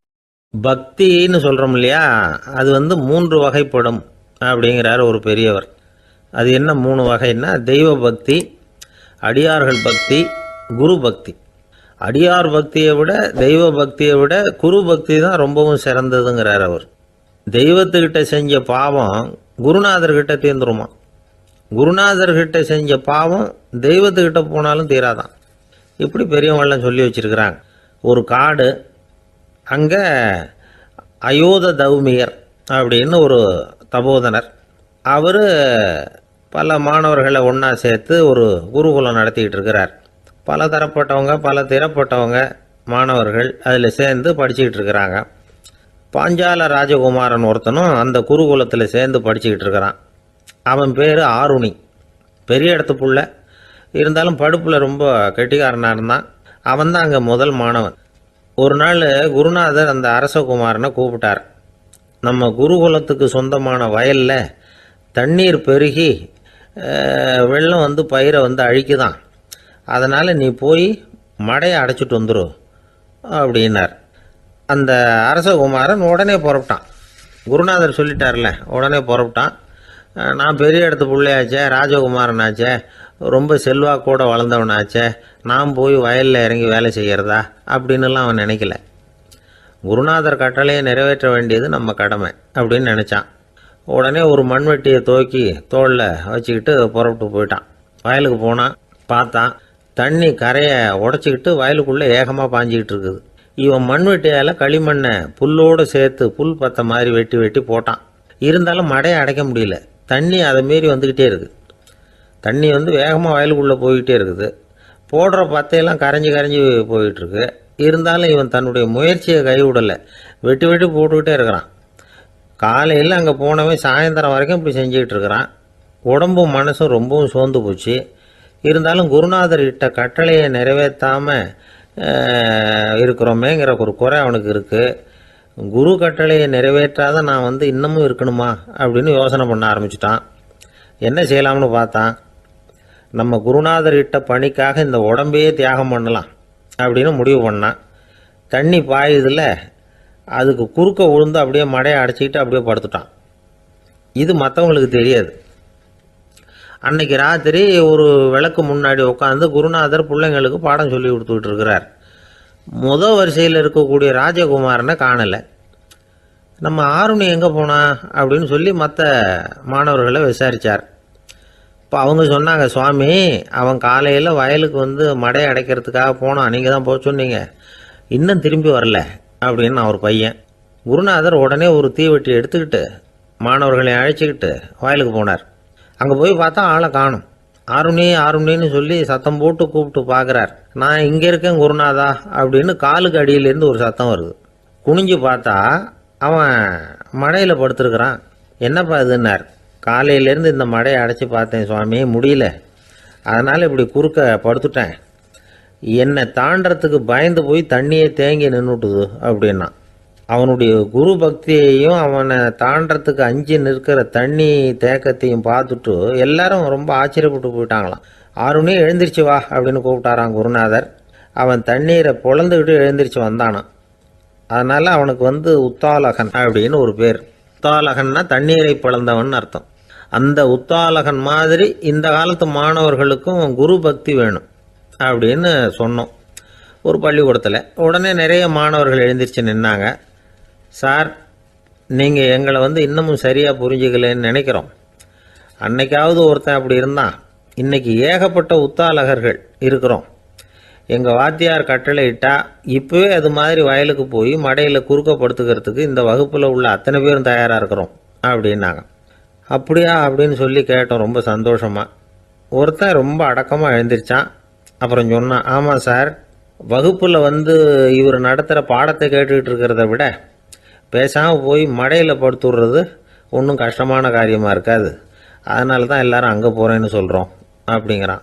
ஐயா, உங்கள் பேரை தொடர்ந்து தினம் கேட்டுக்கிட்டு இருக்கிறேன் அப்படின்னார் ஒருத்தர். தொடர்ந்து கேட்குறீங்களே, உங்களுக்கு காது வலிக்கலையா அப்படின்னு கேட்டோம். பேசுகிற உங்களுக்கே வாய் வலிக்கல அப்படிங்கிறப்போ கேட்குற எங்களுக்கு எப்படி காது வலிக்கும் அப்படின்னார். நம்ம உடம்புல ஒரு அதிசயம் என்ன தெரியுமா? ரொம்ப நேரம் நாம் நடக்கிறோம்னு வச்சுக்கோங்க, கால் வலிக்கும். ரொம்ப நேரம் வேலை செஞ்சால் கை வலிக்கும், உடம்பு வலிக்கும். ரொம்ப நேரம் பார்த்துக்கிட்டே இருந்தால் கண்ணு வலிக்கும்.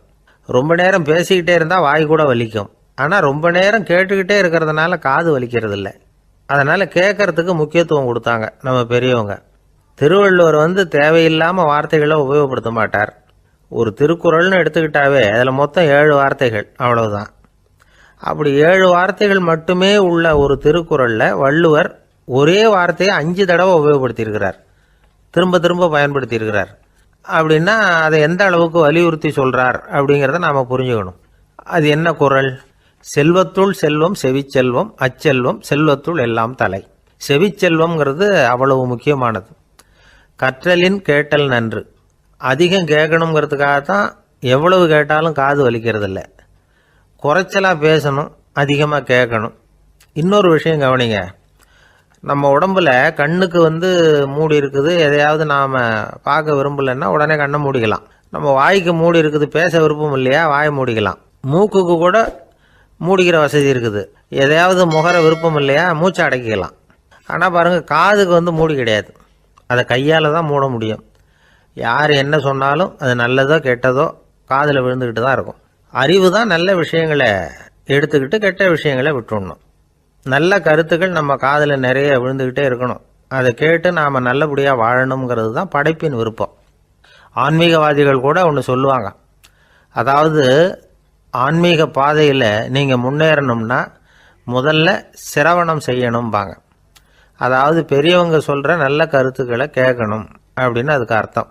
அதனால் யார் நல்ல கருத்துக்களை சொன்னாலும் அதை காது கொடுத்து கேளுங்க. இவ்வளவு கருத்துக்களையும் நம்ம நேயர் ஒருத்தர்கிட்ட சொல்லிகிட்டு இருந்தோம். அவரும் சரி சரின்னு தலையாடிக்கிட்டே இருந்தார். அப்புறம் சொன்னார், நீங்கள் சொல்கிறது சரிதான் சார், காதுக்கு மூடி இல்லைங்கிறது ரொம்ப சரி. அதனால தான் உங்கள் தகவல் கூட நாங்கள் விரும்புகிறோமோ இல்லையோ தினம் காதில் விழுந்துக்கிட்டு இருக்குது அப்படின்னார். எங்களுக்கு ரொம்ப பெருமையாக இருந்தது. அப்படியா அப்படின்னோம். ஆனாலும் என்ன மாதிரி சில பேர் நீங்கள் தகவல் சொல்கிற சமயத்தில் காதில் மூடி இல்லையேன்னு சொல்லி கவலைப்படுறதில்ல சார் அப்படின்னார். ஏன்னு கேட்டோம். காதை மூடுறதுக்கு தானே வசதி இல்லை, ரேடியோவை மூடுறதுக்கு வசதி இருக்குதுல்ல, அதனால் டக்குன்னு அதை மூடி வச்சுருவோம் அப்படின்னார். கங்கை கரை தோட்டம் பக்கத்தில் ஒரு ஆசிரமம், அங்கே ஒரு பெரியவர் தங்கியிருக்கிறார். அவர் தான் ராமகிருஷ்ண பரமஹம்சர். அந்த ஆசிரமம் இருந்த இடம் கரக்பூர். வங்காளத்தில் பொதுவாக எல்லாரும் மீன் சாப்பிட்றது உண்டு. கங்கையில் குளிச்சுட்டு கையில் ஒரு மீனோடு வர்றது வழக்கம். இவர் இருக்கிற இடத்துக்கு கங்கையில் படகு வழியாக வரணும். அப்படி தான் எல்லோரும் வருவாங்க. வர்றவங்களை ஒன்று கூட்டி ஆன்மீக விஷயங்களை பற்றி பேசிக்கிட்டு இருப்பார். ஒவ்வொரு நாள் ஒவ்வொருத்தர் நகரத்துக்கு போகணும், வரும்பொழுது மீன் கொண்டுகிட்டு வரணும். அதுக்கு ஒரு அட்டவணையே உண்டு ஆசிரமத்தில். அது பிரகாரம் ஒரு நாள் சுவாமி யோகானந்தர் படகுல போனார். படகை செலுத்தினவங்க ராமகிருஷ்ணரையும் சுவாமி யோகானந்தரையும் மற்றவங்களையும் பித்தர்கள் அப்படின்னு சொல்லி ஏளனமாக பேசினாங்க. அவங்க என்ன பைத்தியம் பிடிச்சவங்க அப்படிங்கிறது மாதிரி. சுவாமி யோகானந்தருக்கு ரொம்ப மென்மையான இதயம். இவங்க இப்படி கண்ணாபின்னான்னு பேசுகிறத பார்த்தா மீனை வாங்கிட்டு திரும்புகிறப்போ என்ன நடக்குமோ அப்படிங்கிற பயம் வேறு வந்துட்டுது அவருக்கு. அவ்வளவு மென்மையானவர். இதை தெரிஞ்சுக்கிட்ட ராமகிருஷ்ணர், யோகானந்தா இங்கே வா அப்படின்னு கூப்பிட்டார். இவர் கண்ணீரை தொடச்சிக்கிட்டே கிட்ட போனார். சொன்னார், ஐயா, படகு ஓட்டுறவங்க உங்களை பற்றி மோசமாக பேசுகிறாங்க. என்ன திட்டினா பரவாயில்ல, ஆனால் உங்களை அவங்க திட்டுறாங்க, அதை என்னால் தாங்கிக்க முடியல அப்படின்னார். இதை கேட்டதும் ராமகிருஷ்ணருக்கு கோபம் வந்துட்டு தான். என்னது, உன்னுடைய குருவை பற்றி அவங்க மோசமாக பேசும்பொழுது நீ சும்மா இருந்தியா, வெளியில் போ அப்படின்னு விட்டார். குரு நிந்தனை செய்கிறப்போ அதை கேட்டுக்கிட்டு சும்மா இருக்கலாமா? குரு நிந்தனையை கேட்டால் பாவம் இல்லையா? என்னை தூற்றும் போது அவங்க வந்து பாவம் செய்கிறாங்க, அதை கேட்டுக்கிட்டு நீ சும்மா இருந்தால் நீயும் பாவம் செய்கிற அப்படின்னாராம். அடுத்த நாள் சுவாமி நிரஞ்சனானந்தர் போக வேண்டிய நாள். இவர் படகுல போகும்பொழுதும் அதே மாதிரி நடந்துதான். அவங்க மோசமாக பேச ஆரம்பித்தாங்க, திட்ட ஆரம்பித்தாங்க. அப்படி கேலி பண்ண ஒருத்தனை இவர் என்ன பண்ணார், பலாருன்னு கன்னத்தில் அரைஞ்சிட்டார். இன்னொருத்தனை கங்கையில் தூக்கி எறியறதுக்கும் தயாராகிட்டார். அதுக்கப்புறம் அவங்க யாரும் வாயை திறக்கலை. மீன் வாங்கிட்டு வர்றப்பவும் படகுல ஒரே அமைதி, அவ்வளவு பயம் அவங்களுக்கு. ராமகிருஷ்ணர் கூப்பிட்டு விசாரித்தார் என்ன நடந்ததுன்னு. இவர் சொன்னார், அவர் யோகானந்தா போகும்பொழுது என்ன நடந்ததோ அப்படியே தான் இப்பவும் நடந்தது. குரு நிந்தனை செய்கிறத கேட்டுக்கிட்டு நான் சும்மா இருப்பேனா, ஒருத்தனை அப்படியே அரைஞ்சுட்டேன், இன்னொருத்தனை ஆற்றுல தூக்கி போட்டுருவேன்னு பயமுறுத்தினேன், அவ்வளவுதான் அப்படின்னாராம். இப்பவும் ராமகிருஷ்ணருக்கு கோபம் வந்துட்டு தான். என்ன இது, அணியறது காஷாயம், இருக்கிறது ஆசிரமம், உனக்கு இவ்வளவு கோபம் வந்ததுன்னா அப்புறம் என்னத்துக்கு ஆசிரமத்தில் இருக்கணும், பிரம்மச்சாரி எப்பவும் அமைதியாக இருக்கணும் அப்படின்னு அறிவுரை சொன்னாராம் ராமகிருஷ்ணர். அப்போ இவர் கேட்டாராம், ஏங்க அவருக்கு ஒரு விதமான அறிவுரை சொன்னீங்க, எனக்கு வேற விதமாக அறிவுரை சொல்கிறீங்க, இதில் எது உண்மை அப்படின்னு கேட்டிருக்கார். இதுக்கு ராமகிருஷ்ணர் சொன்ன பதில் என்னென்னா, அட அசடே, சக்கரத்தில் காற்று அதிகமாக இருந்தால் குறைக்கணும், குறைச்சலாக இருந்தால் கூட்டணும். அவன் சாது, அவனுக்கு அதிக உணர்ச்சி தேவை, உனக்கு படபடப்பு அதிகம், உனக்கு பொறுமை தேவை அப்படின்னாராம். இதில் உள்ள கருத்து என்னென்னா, கல்விங்கிறது எப்படின்னா அதை சூழ்நிலைக்கு தகுந்த மாதிரி கற்பிக்கணும். எல்லாருக்கும் ஒரே மாதிரி கற்பிக்கக்கூடாது. கேட்குற ஒரு தகுதி, புரிஞ்சுக்கிற திறமை, இதை பொறுத்து கல்வி அமையணும். ஆரம்ப காலத்தில் ஒரு குரு, அப்போ ஒரு சீடன் இருந்தான். அது வேடிக்கையான குரு, வேடிக்கையான சீடன். ஒரு ஆசிரமம். ஒரு நாள் ஒருத்தன் அவசரமாக அந்த குருவை தேடி வந்திருக்கிறான். என்ன விஷயம்னு விசாரித்தார் குரு. உங்கள் சீடர் என்னை வந்து அடிச்சுட்டார் அப்படின்னு புகார் பண்ணானா அந்த ஆள். குரு சீடனை கூப்பிட்டார். அடிச்சியா இந்த ஆளை அப்படின்னு கேட்டாராம். ஆமான் இருக்கான் சீடன். ஏன் அடிச்சே அப்படின்னு கேட்டாராம். இந்த ஆள் உங்களை பற்றி மட்டமாக பேசிவிட்டான், என்னால் அதை தாங்கிக்க முடியல, அதனால தான் அடிச்சுட்டேன்ருக்கான். அப்படி என்ன பேசினா அப்படின்னு கேட்டாராம். உன்னுடைய குருநாதர் இப்போல்லாம் அர்த்தமில்லாமல் பேச ஆரம்பிச்சுட்டார் அப்படின்னு சொல்லிவிட்டான், அதனால தான் அடிச்சுட்டேன் அப்படின்னு நானான். அதுக்காக அடித்தே அப்படின்னாராம்.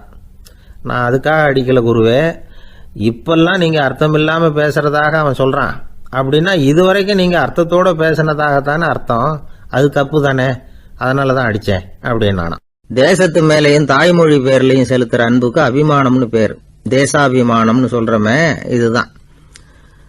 ஒரு கணவன் மனைவி பேரில் காட்டுற அன்புக்கு காதல்னு பேர், கடவுள் பேரில் செலுத்துகிற அன்புக்கு பக்தின்னு பேர். இப்படி அன்புல பல ரகம் இருக்கிறப்போ அதில் உள்ள வித்தியாசம் தெரியாமல் இடம் மாற்றி அன்பு காட்டினா இடைஞ்சல் தான். சரி, இந்த அன்பை பற்றி விஞ்ஞானம் என்ன சொல்லுது தெரியுமா? இதயத்தை பாதுகாக்கிறதுக்கு முக்கியமாக தேவைப்படுற ஒன்று இந்த அன்பு தான்னு சொல்லுது. நெதர்லாந்து விஞ்ஞானிகள் இதை ஆராய்ச்சி பண்ணியே கண்டுபிடிச்சிருக்கிறாங்க. கொஞ்சம் முயல் குட்டிகளை 2 பிரிவாக பிரித்தாங்க. 2 குரூப்புக்கும் கொழுப்பு அதிகமாக உள்ள ஆகாரத்தையே கொடுத்துக்கிட்டு வந்தாங்க. ஆனால் ஒரு குரூப்புக்கு வெறுமன ஆகாரத்தை கொடுத்ததோட சரி, இன்னொரு குரூப் முயல்களுக்கு ஆகாரம் கொடுத்ததோடு நிறுத்திக்கல. அதுக்கு முன்னாடி கூண்டுகளை திறந்து விட்டு முயல்களை கொஞ்ச நேரம் எடுத்து கொஞ்சி விட்டு அதுக்கப்புறமா ஆகாரம் கொடுத்தாராம் ஆராய்ச்சியாளர். இந்த குரூப்புக்கு இதய பாதிப்பு 60% குறைச்சலா இருந்துதான். சில நோயாளிகளுக்கு ஹார்ட் அட்டாக் வந்தாலும் அதை தாங்கிக்கிட்டு குணமாகிற சக்தி அதிகமா இருக்குது. இது எப்படின்னு ஆராய்ச்சி பண்ணி பார்த்துருக்குறாங்க. அவங்கெல்லாம் மனைவி தன் பேர்ல ரொம்ப அன்பா இருக்கிறதாக நினைக்கிறவங்களா இருக்கிறாங்களாம். இதய நோயாளிகள் பல பேரை சந்திச்சு இதய நோய் ஏற்பட என்ன காரணம்னு கேட்டிருக்கிறாங்க. அவங்க சொன்ன காரணம்லாம் சாப்பாடு சம்பந்தமா இல்லையா, மனைவி அன்பா இல்ல, இப்படிப்பட்ட காரணத்தை தான் சொல்றாங்களாம். அதனால இதயத்தை பாதுகாக்கணும்னு நினைக்கிறவங்க அடுத்தவங்க அன்பா இருக்கிறது மாதிரி பாத்துக்குங்க, அதுதான் முக்கியம். ஒருத்தர் முகம் பூரா பிளாஸ்டரி போட்டுக்கிட்டு வந்தார், ரொம்ப கோபமா. என்னங்க ஆச்சுன்னு விசாரிச்சேன். எல்லாம் உங்களால தான் சார்னார். விவரமா சொல்லுங்களேன். என்ன, உங்க தகவலை கேட்டுட்டு ஒரு பூனைக்குட்டியை கையில எடுத்தேன், அன்பா அதை தடவி கொடுக்கறதுக்காக. ஆனா அது முந்திக்கிட்டது, அது என் முகத்தை தடவி கொடுத்துட்டுது, முகம் பூரா நகை கீறல், அதுதான் இப்படி அப்படின்னார். ஒருத்தர் ரொம்ப அவசரமா போயிட்டு இருந்தார். எங்க சார் போறீங்கன்னு கேட்டோம். எனக்கு வேண்டியப்பட்ட ஒருத்தருக்கு குழந்தை பிறந்திருக்கிறதாக செய்தி வந்திருக்கு, அதுதான் ஆஸ்பத்திரிக்கு போயிட்டு இருக்கேன், பார்த்துட்டு வரலாம்னு அப்படின்னார்.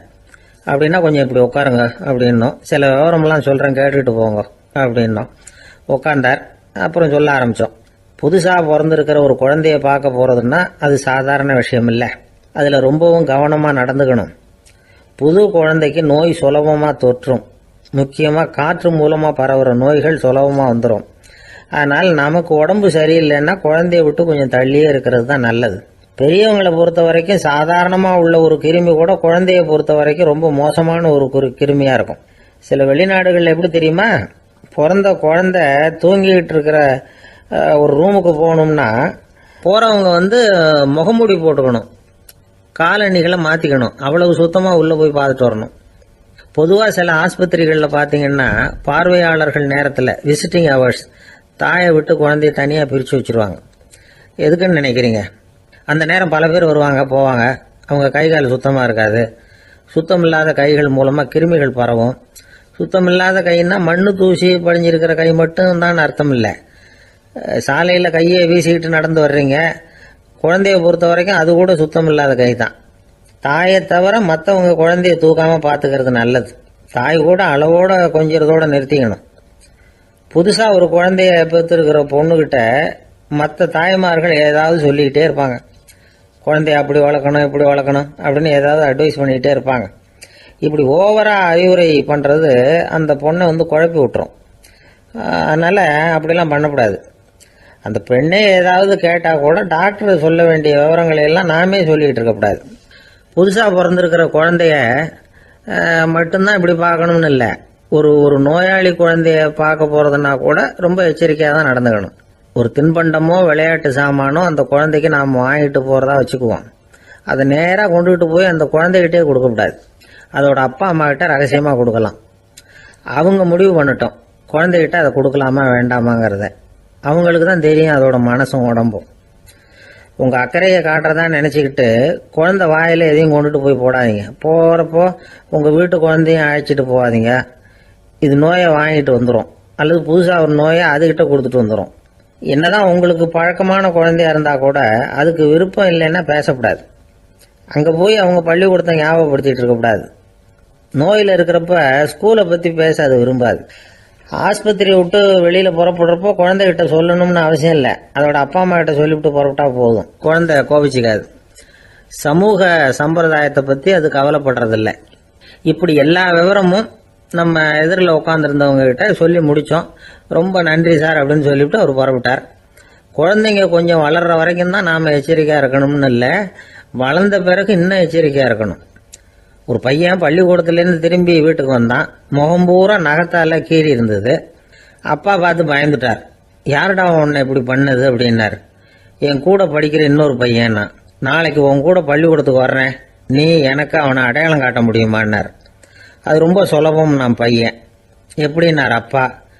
அவன் காதில் ஒன்று கையோடு எடுத்துகிட்டு வந்திருக்கிறேன், இதோ என் பையில தான் வச்சுருக்கேன் அப்படிங்கிறான் அந்த பையன். அள்ள அள்ள குறையாதது அட்சய பாத்திரம், அது நமக்கு தெரியும், கேள்விப்பட்டிருக்கிறோம். ஆனால் போட போட நிரம்பாத ஒரு பாத்திரம் உண்டு. அது என்ன தெரியுமா? நம்மளில் பல பேர்கிட்ட அந்த பாத்திரம் உண்டு. அதுதான் பேராசை அப்படிங்கிற பாத்திரம். அதை நிறைவு செய்யவே முடியாது. பேராசையை பற்றி சுஃபி இலக்கியத்தில் ஒரு பிரபலமான கதை உண்டாம். அதை ஒரு பெரியவர் எடுத்து சொல்லியிருக்கிறார். ஒரு மன்னர் நகர்வலம் போயிட்டு இருக்கார். ஒரு பிச்சைக்காரன் மன்னர் எதிரில் வரான். பிச்சை போடுங்கிறான். என்னுடைய அமைதியை கெடுக்காதே போங்கிறார் மன்னர். அவன் சிரிக்கிறான். அரசே, உங்களுடைய அமைதி கெடக்கூடிய நிலையில் இருந்தால் அதுக்கு பேர் அமைதியே கிடையாது அப்படின்னு ஆனா. எதிரில் நிற்கிறது வெறும் பிச்சைக்காரன் இல்லை, யோகி அப்படிங்கிறத மன்னர் புரிஞ்சுக்கிட்டார். துறவியே, உங்களுக்கு என்ன வேணும்னாலும் கேளுங்க, கொடுக்குறேன்னாராம். அந்த துறவி மறுபடியும் சிரிக்கிறார். அரசே, உங்களால் முடியாததையெல்லாம் கொடுக்க முடியும்னு சத்தியம் செய்யாதீங்க அப்படின்னார். மன்னருக்கு கோபம் வந்துட்டுது. என்ன இவர் இப்படி சொல்கிறாரே அப்படின்னு நினைச்சார். நகர்வலத்தை பாதியிலேயே நிறுத்தினார். வாங்க அரண்மனைக்குன்னார். துறவியை அழைச்சிக்கிட்டு அரண்மனைக்கு வந்துட்டார். துறவி தன்கிட்ட இருந்த பிச்சை பாத்திரத்தை நீட்டினார். இது நிறைய எனக்கு பொற்காசுகள் வேணும் அப்படின்னாராம். அவ்வளவுதானா, இது ஒரு பெரிய காரியமா அப்படின்னு கையை தட்டினாராம் மன்னர். ஒரு பெரிய தாம்பாளம் நிறைய பொற்காசுகள் சேர்ந்தது. அதை அள்ளி போட்டார். போட போட அந்த பிச்சை பாத்திரம் நிரம்பவே இல்லை. பொற்காசுகள் போட போட அவ்வளவையும் உள்ளே வாங்கிக்கிட்டே இருக்குது. அரசாங்க கஜானாவே காலி ஆயிட்டுது. மூட்டை மூட்டையா பொற்காசுகளை கொட்டி பார்த்துட்டாங்க. அது முழுங்கிக்கிட்டே இருக்குது. கடைசி வரைக்கும் அந்த பிச்சை பாத்திரம் நிரம்பவே இல்லை. அரசர்கிட்ட இருந்த கர்வம் போயிட்டுது. அப்படியே பொத்துன்னு துறவி காலில் விழுந்தார். அப்போ அந்த துறவி சொன்னாராம், மன்னா, இந்த பிச்சை பாத்திரத்தை உங்களால மட்டும் இல்லை, வேற யாராலையும் நிரப்ப முடியாது. அதுக்கு என்ன காரணம்னா, இது சாதாரண பிச்சை பாத்திரம் இல்லை, பேராசைகளோட வாழ்ந்து செத்து போன ஒரு மனிதனின் மண்டை ஓடுது அப்படின்னாராம். பாருங்க, இதுதான் அந்த சுஃபி இலக்கிய கதை. செத்த பிறகும் நிறைவு இல்லைன்னா அது எப்பேற்பட்ட பேராசையா இருக்கும்னு யோசிச்சு பார்த்துங்க. நம்மால் ஒருத்தர் கல்யாணம் பண்ணிக்க பொண்ணு பார்த்துக்கிட்டு இருந்தார். அழகு, அறிவு, படிப்பு எதுவும் தேவையில்லை, பணம் மட்டும் இருந்தா போதும் அப்படின்னு பார்க்குறவங்க கிட்ட எல்லாம் சொல்லி வச்சார். ரொம்ப நாளைக்கு அப்புறம் ஒரு பணக்காரர் கிடைச்சார். அவர் சொன்னார், இதை பாருங்க, எனக்கு 20 வயசுல ஒரு மகள், அவளை நீங்க கல்யாணம் பண்ணிட்டா 2 லட்சம் பணம் கொடுப்பேன். 25 வயசுல ஒரு பொண்ணு, அவளை கல்யாணம் பண்ணிட்டா 2.5 லட்சம் தருவேன். 30 வயசுல ஒரு பொண்ணு இருக்கா, அவளை கல்யாணம் பண்ணிட்டா 3 லட்சம் தருவேன். என்ன சொல்ற அப்படின்னாராம். இவன் கொஞ்ச நேரம்